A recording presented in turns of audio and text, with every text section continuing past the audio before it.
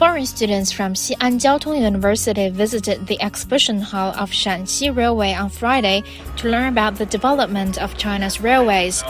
During the visit, they experienced the simulated drive of high-speed trains and cargo handling, and took a close look at the construction of Chinese railways and the training of modern railway enterprises.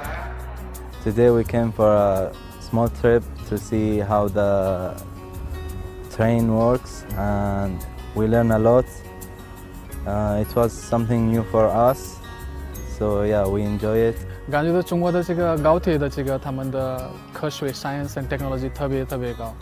我除了其他的国家，我发现了中国的高铁的他们的交通 transportation， 然后呢communication 特别厉害。所以然后中国的高铁特别安全，特别舒服，特别快。 The visit was part of a project organized by the university to let foreign students have a better understanding of China and become the envoy of cultural exchanges.